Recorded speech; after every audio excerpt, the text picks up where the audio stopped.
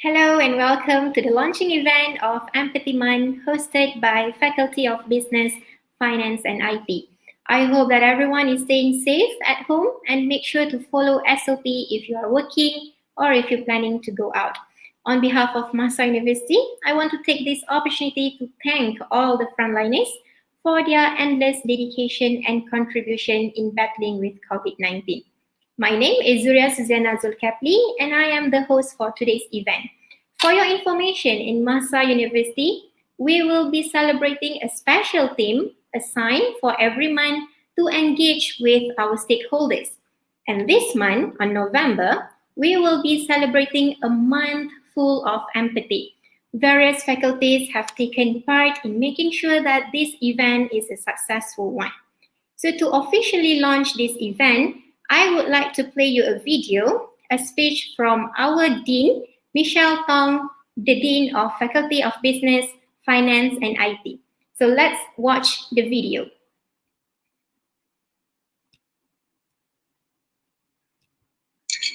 Good afternoon. Let me wish you all a happy Empathy Month from MAHSA University. I'm Michelle, the Dean for the Faculty of Business, Finance and IT. Thank you for joining us today for the launching of the Empathy Month. Now, one of the core values of MAHSA University is to make our students and staff more empathetic. Empathy Month celebration at MAHSA is an invitation to everyone to put empathy into action, developing skills of empathetic leadership and resilience along the way. During Empathy Month, staff and students will embark on the different activities. With the empathy at the core, they will participate in active discussion around social issues and then take on their own empathy in action project. The faculty has designed interesting virtual events and activities for the all 4 weeks in a collaboration with various faculty like medicine, dentistry, nursing, engineering, pharmacy, health sciences. I would like to take this opportunity to thank the organizer, and I hope all of you will actively participate for the all activities. Thank you, and let us be more empathetic.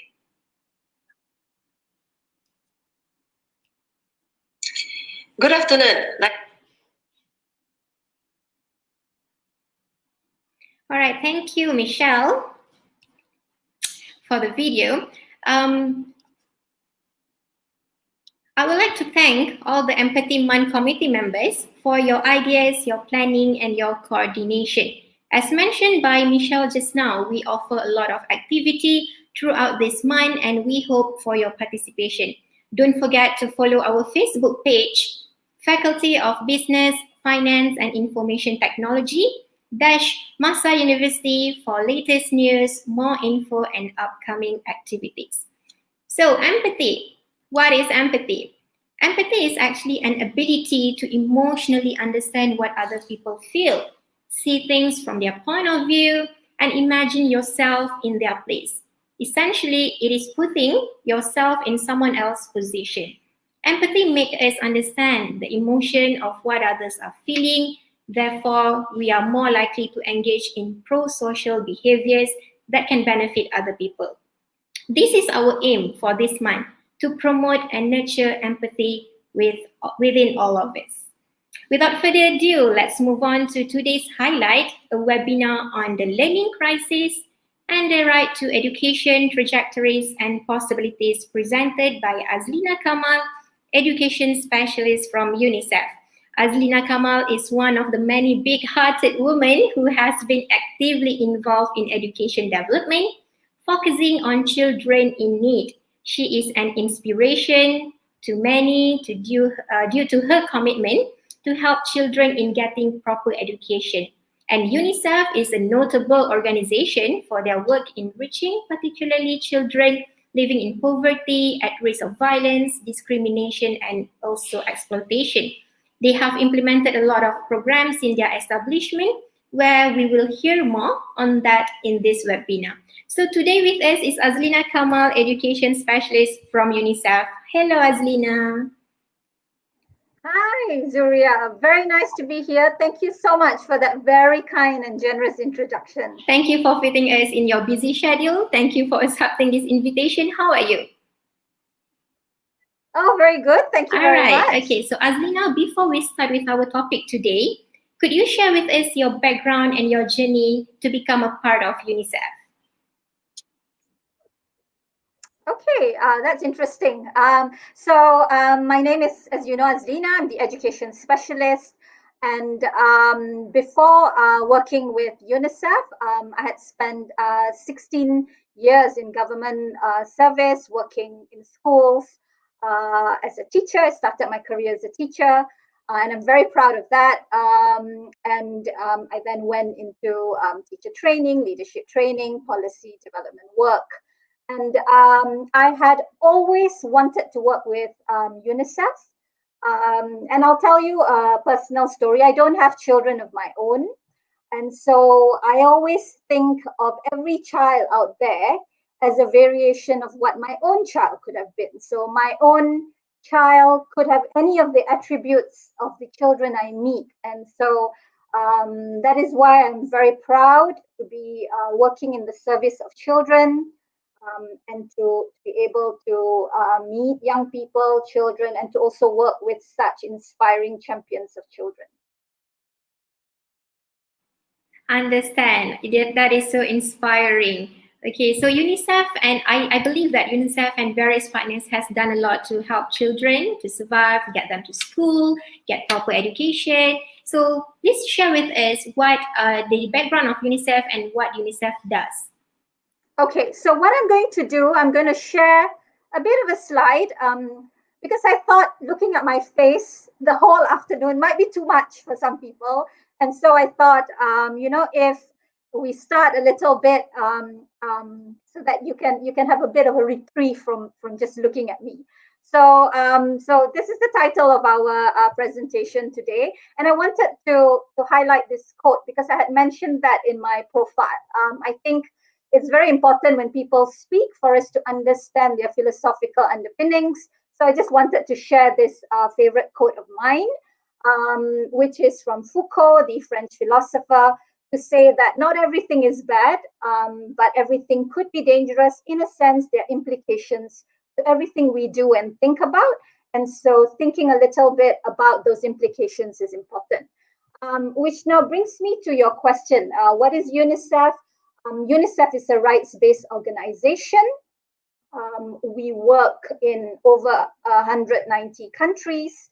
I'll tell you a little bit more about the different areas that we work on, but essentially the work that we do, the goal is for the towards the Sustainable Development Goals. You might know that there are 17 goals, and education is goal 4. So basically, we're looking at inclusive, equitable, quality education, right? So these are all the different characteristics, and the main focus is on equity, where we are not leaving anyone behind. So this is the UNICEF area of work. We work in health, HIV/AIDS, WASH, which is sanitation and hygiene, nutrition, education, child protection, and social inclusion. And underpinning that is the humanitarian work that we do. So UNICEF works, so it was after the Second World War when there were like so many children affected by the war. And so UNICEF works for all children everywhere. So it's the realization of rights of every child, right? So we look at first decade and second decade of life, and all the different areas that we work in. So I just wanted to touch a little bit more about this. If you look at what is an inalienable right to education, a right is not something that is based on needs. So we don't say that, someone can have education because they need it or not need it. Education is a right. So regardless of who you are, where you come from, the right to an education for every child is something that we should all be working towards. So I give you this example of this photo. There are different photos of children. If you look at this photo, or these photos, there are many of them, you will not, if you look at a child, right, there is no real difference to how children hope and dream, what they want for their lives. And if you look at these photos, you will see undocumented children, indigenous children, refugee children, children with disabilities. But if you look at them, there is nothing that then distinguishes one child from another, and therefore they are right for education. And yet we know for a lot of children in Malaysia, in the world, there is an issue to accessing education. I purposely put a photo of myself as a child in the middle of that, the one that is standing in front of the 1970s TV. I think most of you will not have seen this television, that huge box. But if you look at me and you look at any of the girls in the photo, there is no difference to us as children. And therefore, as an educator, as somebody who has benefited immensely from my own education, and all of us, your students in the university, lecturers, and our general public who are watching us today, there is no reason then why every child should not be accessing education. I'll stop there so that you can then ask me more questions, so it doesn't sound like a lecture in this afternoon. All right. So if you have any question, we will be answering all your questions at the end of the session, throughout the session. So feel free to put all your questions in the comment box, and please know that an e-certificate will be provided to you. So at the before the end of the webinar, you just have to fill up your information in the form provided. Okay, so I would like to know, all right, I would like to know what actually inspires you to work with UNICEF? I think, as I said earlier, I don't have my own kids. And so I think of all these children that I work with as a variation of my own children, or who my own child could have been. And also because I think children are the hope of our future. Right. So, this whole thing about how civilized a society is based on how it treats the most marginalized. And with children, I think as adults, as those who have certain privileges in society, I think it is our responsibility really to make sure that all children have the right not just to survive and to live, but also to thrive and live to their best potential. And this is also something that I, as an educator, feel very strongly. I think we all have different gifts, different talents, and therefore, who better than children to inspire us in terms of looking forward to a more positive future. That is so inspirational. Okay, so I hope that this can be inspiration for all of us to contribute more. I always told my student Azlina that I always want to be a part of people who can make better change as well, not in terms of education, but for other cause.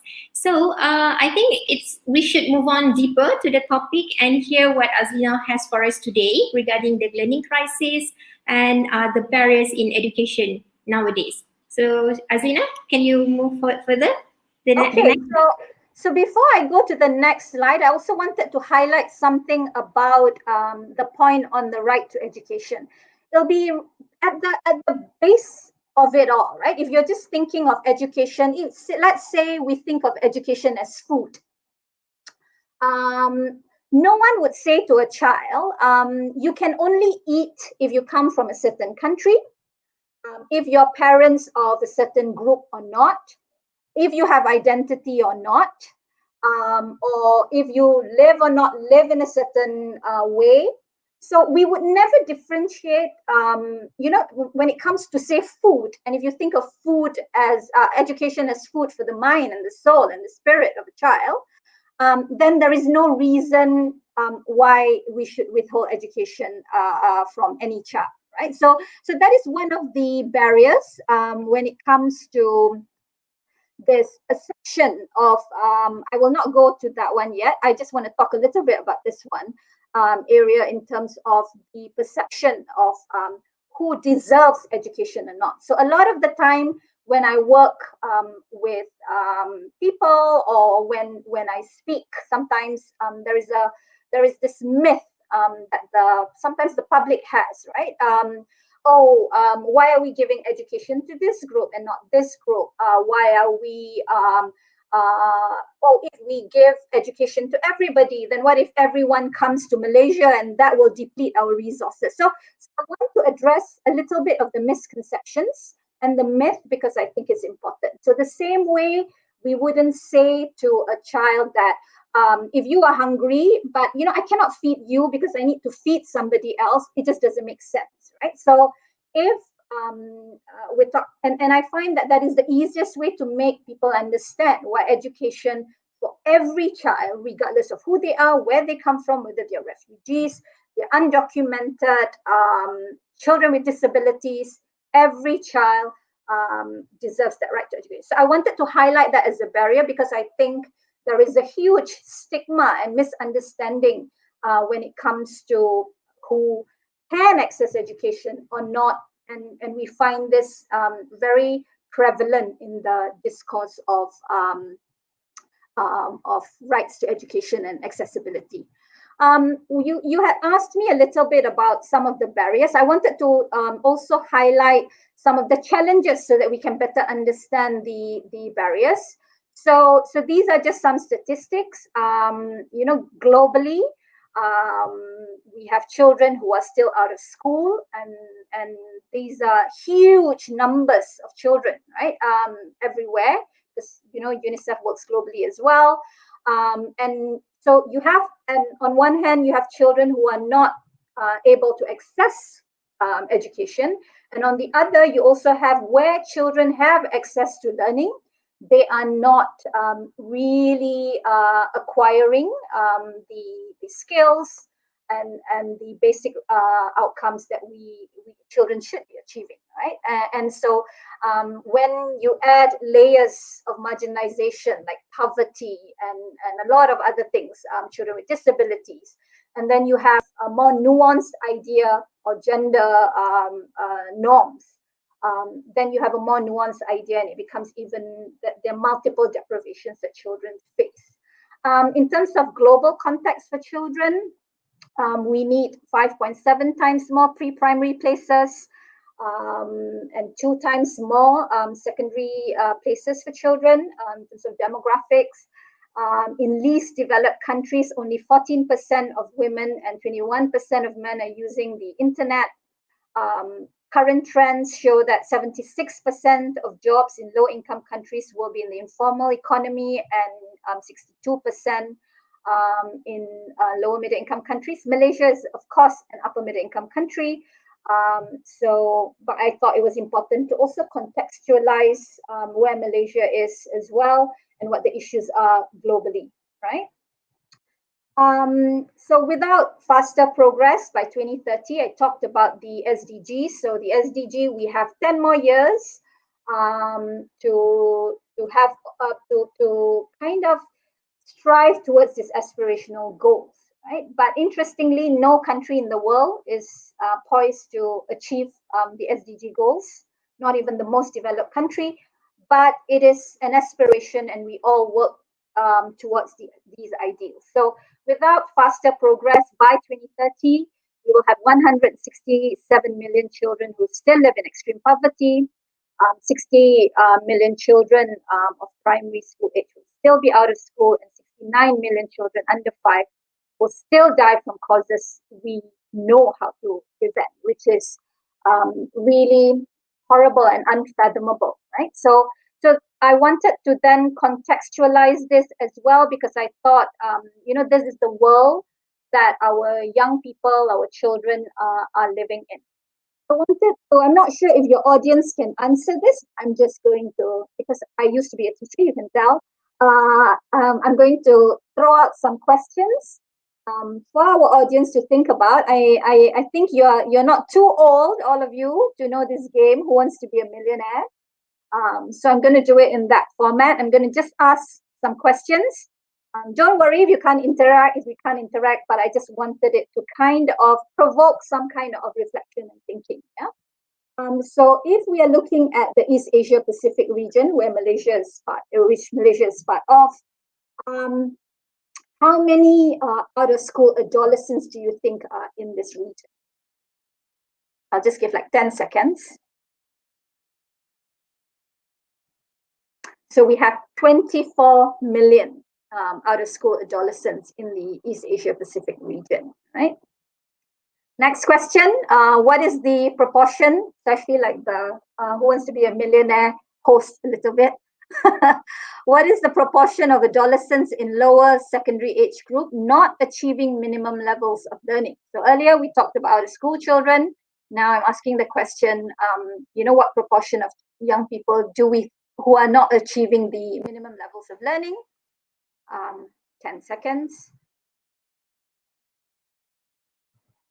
34%. Some audience will answer B, some answer C, another B. So wonderful.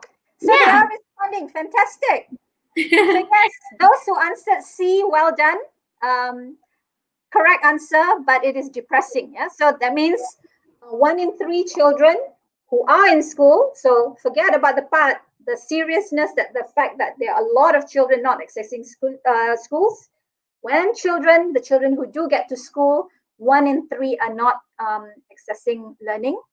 Or not achieving minimum standards of learning. Yeah, and I think there was a World Bank report that on Human Capital Index that also said for the 12 years that children are in school in Malaysia, they are only learning for 9 of those 12 years. So 3 years is where they're not learning. Yeah, and another question: globally, there are 71 million of youth unemployed.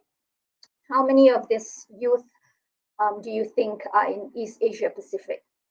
Since I know that you're responding, I'll wait a bit more. Okay, so can I try as well? Yes, of course. So the option we have here is A, 32 million, is it? Million, okay. I'm going for B. Okay, B. Let's say I think some of our audience said C, A. Okay, so I shall now. A is the right answer. Well done. 33 million. Yeah, so that's almost half, yeah, of the world's population of youth who are unemployed. That is in our region, almost half. So that's also very problematic and upsetting, actually, disturbing. Yeah. And in Malaysia, the data shows that 40,000 students drop annually, which translates to 186 students per day. Yeah, so if we have 40,000 students dropping out annually, this means 186 students drop out of schooling every day, leave school every day, which then translate to 1 student dropping out every 2 minutes. So in this whole time that we've been talking, think about it, right? Every 2 minutes, a child drops out of school. And we know that there are such significant implications, because 86.8% of occupation in Malaysia would require a minimum high school certificate, the SPM. So if a child is dropping out every 2 minutes, then we know the life chances of this child is going to be severely diminished. And we know the consequences of a child dropping out. We have crime, poverty, chronic illness, teenage pregnancy, and early death. Yeah? So these are all very real consequences of a child not being in school. I also, and this is from my colleague Zoe, who I think is watching. Hi, Zoe. On the Malaysia Disability Fact Sheet, we did study knowledge, attitude, perception of children with disability. And I cannot for the life of me understand why we will still have 14% of people who think children with disabilities need less food, right? It's just so counter, my brain cannot process that. But we do have people who think just because a child has disabilities, the child needs less food, don't need to attend school. 10% think this, or for those who feel that 43%, this is a very high number, that think that, it's disruptive for a child to be in school if they have disabilities. And about 60% of people feel underinformed about disabilities. So, and globally, we have 1 in 7 people. The data shows this. In Malaysia, it's closer to 1.5. There are various reasons for this. There is stigma to disability, that, a lot of people who have disabilities may not want to come forward and register or acknowledge that they have disabilities because they receive discrimination and stigma as a result. And I also wanted to highlight this point, that we always have this idea that if a child has disabilities, then they need to be put in different schools, need to be excluded, need to be removed from the mainstream. When the reality of life is that people without disabilities have to live together. Say, for example, now I'm old, I need glasses, right? So nobody is going to say that just because I cannot read I cannot read now, that I then need to be separated or put in a different school or in a corner, whatever it is. What I need is support, whatever resources that I will need to then help me address that inability to read. And so if we think of disability as that, it is not, the impairment that disables a child or a person. It is society and the environment, how we understand and see and treat people with disability that disables them, right? So I think that's also an important point. I will stop shortly, but I will leave this slide to show that these are some of the questions that we ask ourselves, keeping in mind all the issues that I've highlighted. So over to you. Yes, okay. Thank you for our audience here. We can see a lot of audience. Thank you to my students. I can see a lot of you joining this webinar. Okay, so Azlina, I saw that UNICEF have conducted a lot of campaign activity. I've learned last year UNICEF have managed to have this system in place to provide equitable access to learning opportunity for children, to make sure that, like you say, they have an equality in learning with no gender discrimination. So what are the latest campaign that you want to share with us today by UNICEF? I will not just share campaigns, but also tell you how we work towards. So the questions that I have left earlier is to then be a segue into what are some of the things that we do, right? So we know that every child must have access to education. It is an inalienable right. We know that there are certain barriers and stigma to why children don't access education. I've shared a little bit about the global, the regional, as well as some of the national statistics. And now we've come to this posing of questions. So then the question then, I'm sure our audience will think, so what does UNICEF do? How does it work? Keeping in mind all this, the context that I've just presented. So one way in which we work and address some of these issues, especially because in Malaysia, UNICEF works in a way that is upstream, so trying to impact policy. So we look at data and evidence-based advocacy. And so we've done some work in this area. We've got a lot of things, right? So my colleagues in child protection, in nutrition, in social policy, which I've highlighted here, and education as well. So we've got these publications, Children Out of School, of looking at profiles, barriers, bottlenecks, and policy recommendations for children who are not in school in Sabah. You'll remember a few years back, we had the study on urban poverty for children living in the PPR flats, children without, and publications like Decommodifying Preschool Education. And recently you will have seen in the press our work on families on the edge, trying to see how families cope during COVID. So that's one way in which we work, data and evidence-based advocacy.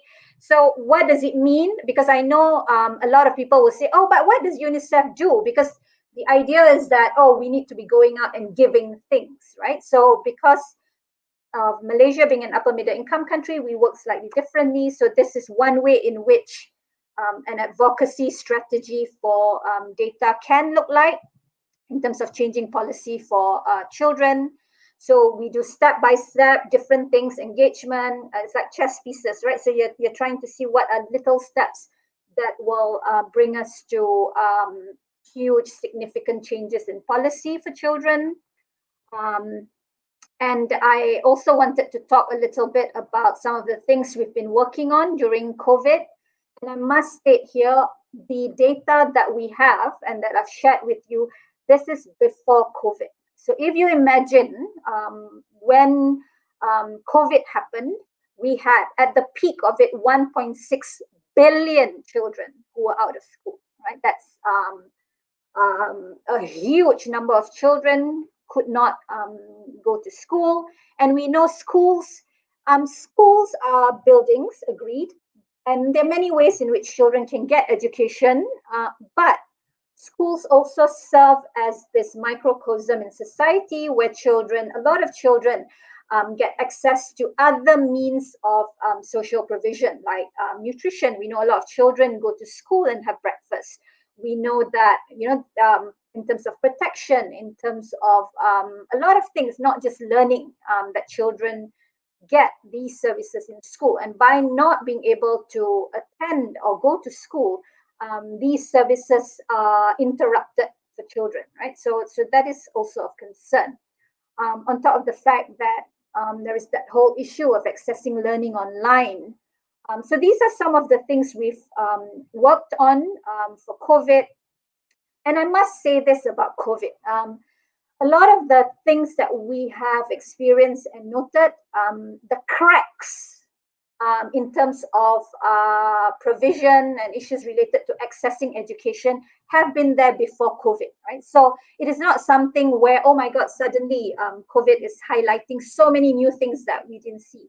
That could be true in some cases, but for a lot of the time, the cracks have always been there. So what COVID does, it makes those cracks more visible. So if we didn't have a good system in the way in which we treated migrant workers or undocumented children or refugee children, what COVID does is it makes it even more visible and bigger, right? But what COVID also gives us, therefore, is an opportunity to accelerate all the things that we've wanted to do and work on. We can now use COVID, nothing like an emergency, to say we need to, all systems go and we need to kind of get together, work together to try and address the situation and challenges. So some of the things we've worked on the Delima platform with MOE, Digital Educational Learning Initiative in Malaysia. We were part of that. We're one of the strategic content partners on that. We have and materials on there. We have our global citizenship education, which is in line with the realignment of the curriculum that we're looking at. We had Project Jejak COVID.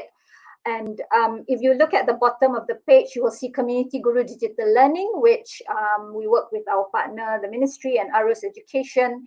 So within 3 weeks of the pandemic, we had come up with an online learning or capacity building platform for teachers, how they can, be more effective online educators.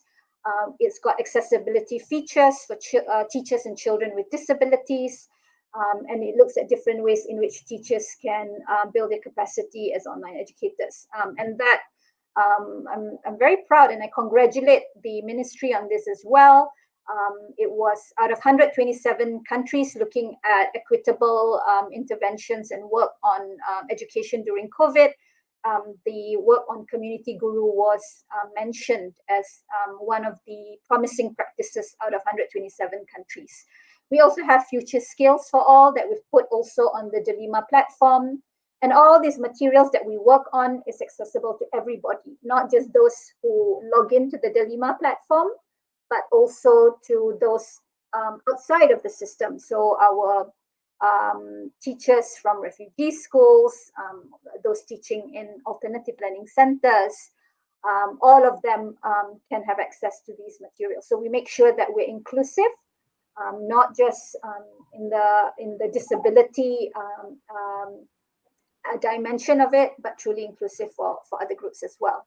And we've also, we have to move with young people, where we've also then, for our Future Skills for All, we've gone on TikTok, Guru Future Skills, to move some of those content there, to encourage young people to learn. We also need to be a bit more agile. I find that, I know I'm a bit old, but I think young people are learning in very dynamic ways, and so we need to go to where they are. And so I think using platforms like TikTok and things like that is very important. Okay, I just want to say something. I hope that this answer one of the audience question. Nurul Huda, she asked that where she can get all the data. Maybe this data is useful for all the Yes, researchers, definitely. right? So they need all the so Ms. Azlina just now had mentioned that you can get the data from the Delima platform, and it is accessible the data is not on the Delima platform. The work and the content for learning for children during COVID is on the platform. But if you want information on all the work and the publication we've worked on, please go to our UNICEF Malaysia website. And you will find all the information there. We have research and publication. So make sure you go to the UNICEF Malaysia website, because we also have globally unicef.org, but the UNICEF Malaysia one will give you all the work that we've done in Malaysia. Okay, so we have another one question from Asma Ibrahim. Thank you for your question, Asma. So she asks, if you think Malaysia will adopt a more targeted learning approach compared to traditionalist 12 years, what do you think about it? I think we definitely, on our part, when we are working with the government and the ministry, we are definitely exploring creative ways of learning, alternative pathways to learning. And I think the Delima platform is really fantastic. What I've learned about it, it's really pushing the way forward. And we're also going to see how we can extend this. UNICEF is going to work with some partners to see how we also extend this to children not in mainstream schools, how we can do this for different groups of children as well, because Delima is specifically for children who attend mainstream schools. And the work on Delima has been cited as an example. Different countries are wanting to learn about how Malaysia has worked on this. So yeah, I think definitely, I think there is an acknowledgement that innovation to learning is essential, especially if we are to realize the aspirations of the SDGs. I see. Okay, so speaking about your work with government, we have one audience here, Kashfi. Thank you for your question. So he asks, how UNICEF work together with government to make sure kids get proper education? So is there any program or any project, any development from the government and UNICEF? Yes, so we work very closely, as I mentioned, because Malaysia is an upper middle income country. We work upstream. So I've given you examples earlier how we work with the government, either through data, evidence-based advocacy, like the work that we did on out of school children. The data showed that there were 7 indicators of why children drop out, and I'm going to see if I can remember. I usually try and do this: achievement, attendance, disciplinary record, distance from home, disability status, household income, as well as parents' marital status. So these were 7 indicators, and the Ministry of Education used the 7 indicators on their data repository. And now they're able to do a predictive analysis based on the 7 indicators for every child that goes to government school. So if you have children attending school, they are able to predict to see based on the 7 indicators if the child has whether low, medium, or high risk of dropping out. And so therefore, instead of waiting for the child, so after a child has dropped out to then be reactive, they are being very proactive in terms of trying to diagnose and predict this before that happens, so that necessary interventions can happen before the child actually drops out, if we know that the child has very high likelihood of dropping out. So that's one way in which we work. All the things that I've shown you earlier on the Dilemma platform, global citizenship, future skills for all, community guru, digital learning, all this we do with government, because we know that if you want to, and I had asked the question earlier, right? How do we look at sustainability, scalability? When we work with government, we can ensure the most the way in which we can try and maintain sustainability and scalability. But of course, we don't just work with government. You will see on the slide that I've left that our partners, we work with a variety. In fact, I think children's rights is everybody's business, right? So it should not just be UNICEF, government. It should be everybody's business. So we work with alternative learning center providers, indigenous CSOs, and I must say that our CSOs, NGOs, they worked. They're really inspiring because they have very limited resources often, but they give it their all. So I'm always very humbled and inspired when to all our NGOs and CSOs. We work with other government agencies. We also work with academia and research institutions and the private sector. And I think all these are important stakeholders in terms of the preservation of rights for children. It's true, yes. And I can see that our audience as well here are very curious on how to become a part of UNICEF. So one is the question from Matt. Matt, thank you for watching. So he asks, how does an individual with a business background can become a member of UNICEF? Is being a member in UNICEF considered a job, or is just like a volunteer position? So I can see that my students, I think, are more eager to volunteer to join the cause with UNICEF. So I like this quote. I know I started with a French philosopher, so I'm now going to go to the Dalai Lama. If you think you are too small to make a difference, try sleeping with a mosquito. I love this quote because those of us who have slept with a mosquito in the room, we know what difference it makes to our quality of sleep, though negatively, but that's why I love this quote. We are never too small to make a difference. When I started my career, I always thought to myself, oh, but how do you change systems? How do you change systems, right? And then you feel like, oh, no matter what I do, will it change anything? And someone told me this: always remember and know what is your sphere of influence and control. Don't worry about, oh, what's happening here and there, right? So be aware of it, but where you can create the most impact and change and difference is to know if this is my sphere of control and influence, then I am going to do my best and do everything I can do to impact change within that sphere. Then you focus on that and you do well. And then if everybody does that, then that's how we have systemic change, right? So I know when you're young, I was young once, probably difficult to believe, but you're very idealistic, you're very eager, and sometimes you feel impatient, you feel like, why is it so slow and things are not moving? So that's in general, but specifically we have volunteer programs in UNICEF, so you can read up about that. If you need any information at all, you can go to our UNICEF Malaysia, again, UNICEF Malaysia, Facebook, Twitter, Instagram. Always, you can just drop us a line. There are colleagues, my comms colleagues are very hardworking. They're constantly answering questions. So you can get information that way as well, right? So There's also an email address if you go to the website where there's like contact us. Of course, we also have fundraising where we raise funds.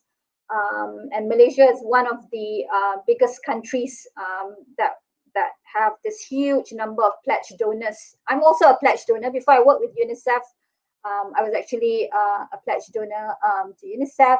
And so there are many ways in which you can help us. So look out, contact us, send us information, and we can give you more information on that. Yeah, I still have students asking, is there internship available here in UNICEF? Yes, definitely. We have, I think now we have about 3 interns in our office, but these are all advertised. So another thing that you should do is to also go to our website where there will be post advertised. So because equity, inclusion is a big thing. That's part of our core values in UNICEF. We advertise everything so that everybody has an opportunity to apply. So internship is not, I know you, you know me. No, right? So everything in UNICEF, you have to advertise. You have to advertise it long enough to give people an opportunity to look at it, to apply for it. And then there's this whole rigorous process of interviewing and different things that we do to make sure that people have an opportunity to apply. Okay, so going back to the subject, one question from the audience, Olowule, I hope that I mentioned your name correctly. Okay, so it's he says here that in 2015 there is an analysis highlighted that balance of public funding disproportionately benefit only the wealthiest student in many countries. So how UNICEF corrects such error, because it's obvious that those need the help is coming from the less privileged families. So how does UNICEF deal with that and deal with the error?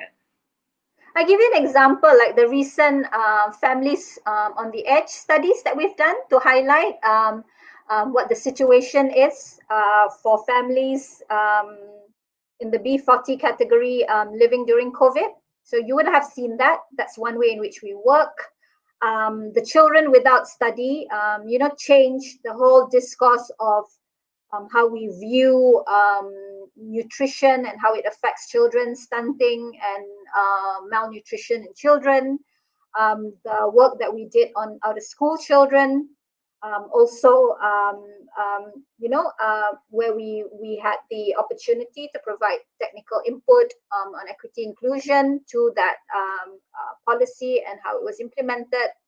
So there are many things that we have done, and that is part of UNICEF's mandate, right? So we work not just to strengthen systems, but we work to strengthen systems so that those who are marginalized can also then be part of that system.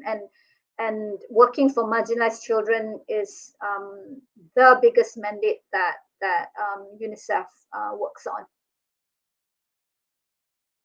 And I would also like to say this.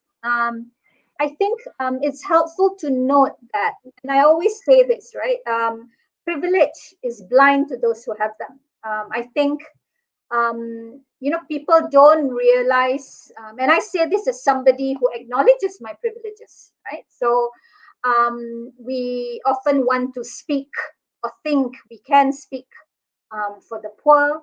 And, in the partnerships slide, our biggest partners are children themselves and young people. So we constantly try and find ways in which we provide opportunities for young people and children to be their own advocates, so that their voices are heard. And we are also working on this program for World Children's Day, Voices of the COVID Generation, with Ministry of Education and ARUS, on highlighting the voices of different groups of children and how they're experiencing COVID. So I give you this story, right, since this is also Empathy Month. And there's always an assumption that, how do we know that poor people will spend their money on this thing, on that thing, as though a parent who is poor doesn't love their child the same way that you'll see a photo of my parents there with me, if you can see that far. This photo, I keep it, right? So what makes anyone else think that just because you are poor, that they would love their child any less? They would have less hope for their children.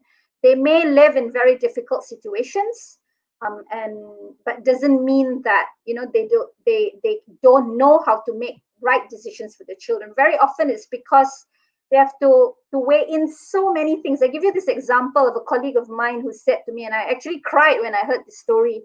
They had given money to parents to see what they would spend that money on. And they came back after some time and interviewed them to say, what did you spend that money on? And privileged people will say, of course, education and this and that. But this mother said to them, she bought soap. And of course, everybody was like, soap? Like, if say you're poor, so many things, you think, she would have bought rice or something, right? But she said she bought soap. And when they asked her why, because she said the soap will allow her child to be clean and therefore to have dignity. So you and I may see soap and say, why soap? Why not food? But for people who have to make such difficult decisions and priorities about their life, a soap becomes really important because it symbolizes dignity for their child, so that the child can be clean, can go to school, people won't isolate them or exclude them just because they're not clean, right? So I think this is also something as your students, the whoever that's watching this, I think it's also important to remember that, right? To be humble, to say that it's very easy to decide and to speak for people who are marginalized without consulting them. And I find that a travesty, right? So I think that humility to know that you don't know and to consult them, to constantly be part of that engagement is very important. So is there any other moment that is unforgettable moments, the situation that really touched your heart, which I'm agree with you just now? Okay, like less privileged people, they do so much things that they can afford to make sure that their children is being properly taken care of, right? So is there any other moment that really touched your heart while you're working with UNICEF? I've also stopped asking children, what is your dream? I used to do that because I thought it was aspirational. Until I met a mother who said to me, when I asked her, did you have ambition and what do you want to be when you were young and you were thinking about your future? And she said to me, my life was so difficult, I didn't have the luxury of a dream. And that made me very, very sad, because I thought, again, a privileged person like me will go, oh, what is your dream? What is your dream? What is your dream? Right? And yet, it could be a very painful topic for a lot of children or parents. And so I now am a bit more mindful of my privilege and what questions I ask and how I speak to people in general. So actually, it's actually taught me a lot as well. I saw the UNICEF Facebook where you have your latest campaign and the short video regarding a girl named Hope. Okay. Yes. So it really touched my heart, and I feel very sad. But it's so cool to see that at the end of it, UNICEF come with a symbol of blue candle, right? Yes, so, that's part of our Keep It Lit program. So you can also go and look at that on our all our social media platforms. Keep It Lit. Mine was the preservation of dignity of children through education. So that was my hope for every child. And I think while we're talking about the work that we do at UNICEF, like you say, there are moments where it's very heartfelt and humbling and to witness the injustice and the lack of opportunity for a lot of children is heartbreaking. But I also wanted to highlight this point, and I think this is a very important point. When we work, and you know, whatever that your students and whoever that's watching, whatever you intend to do, I would urge you, do not do it out of pity. Marginalized people are not objects of our charity, right? So I think that's also another thing that I've had to constantly work on. Not being able to have access to certain rights. So when I say I work with a child with disability, very often, right, people will say, oh, you know, I'm going to do it so that, you know, I get rewards. But it's not about us, right? It's about the realization of rights. And I think that is an important thing when we talk about empathy. Empathy is the recognition or recognizing the humanity in somebody else, and the importance of living with dignity.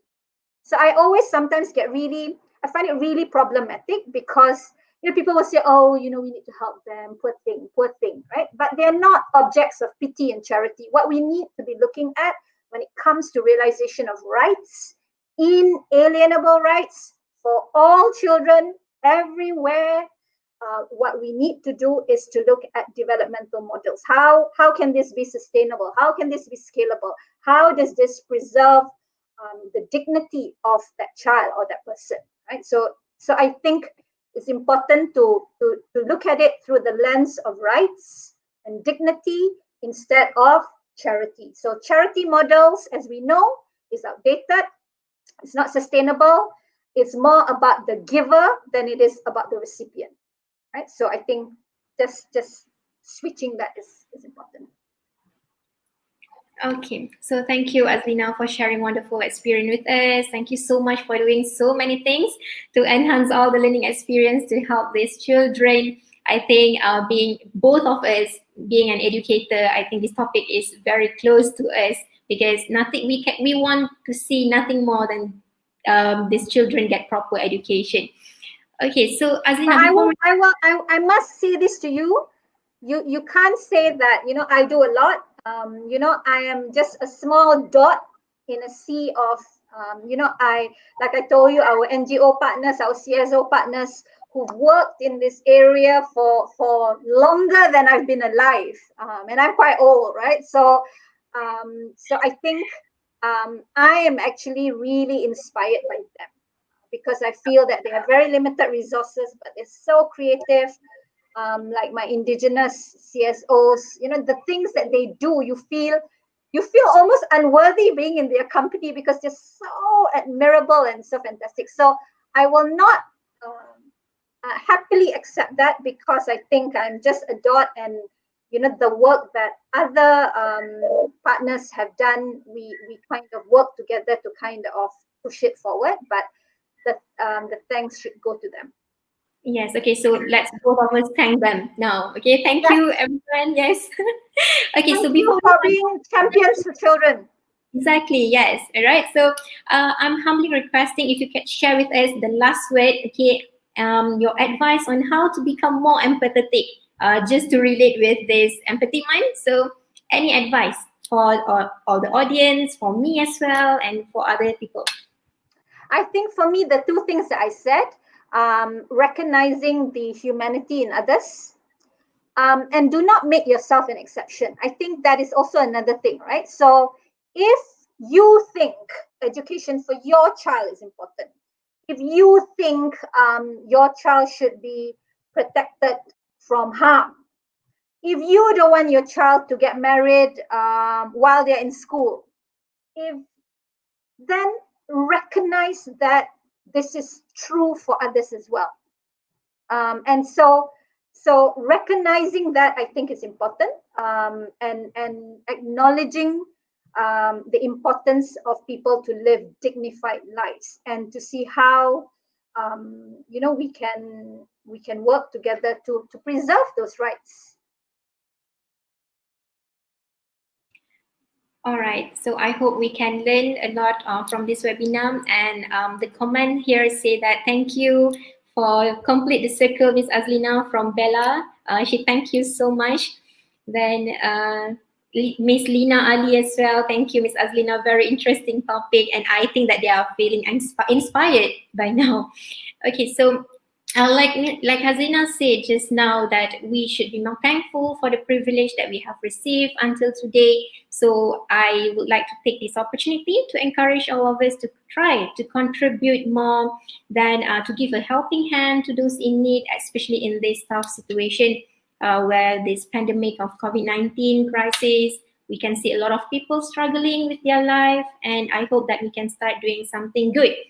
Maybe not in terms of if we can afford in terms of monetary, then maybe we can do a non-monetary effort as well. Just give a helping hand. So on behalf of MAHSA University, thank you. Azlina, we wish UNICEF the best. Thank you for everything that you have done. Then we are always here to support you. Thank you so much on behalf of UNICEF, on behalf of children. Thank you for being such champions of children. And I wanted to thank you so much for this invitation, MAHSA University. It's been a wonderful experience as well. And to all your students and to our audience who spent an afternoon listening to us talk about the topic. But I hope really that, be that mosquito, not to create havoc in other people's life, but to create havoc in a good way, right? Exactly. I look forward to listening to all the wonderful things that you may do. Please go to our website, social media, to get more information about the work that we do. All right. So thank you as well to my students for your support. Thank you for my colleagues. And then thank you for everyone who joined us today. I hope that this inspire you to become more empathetic. So see you next in the next activity. Like I mentioned, we have a lot of activities for you this month, November. You can check out our Facebook. Follow our Facebook to get latest information. So stay safe, everybody. Stay healthy, be more, and be empathetic. Thank you, and have a great day. Thank you.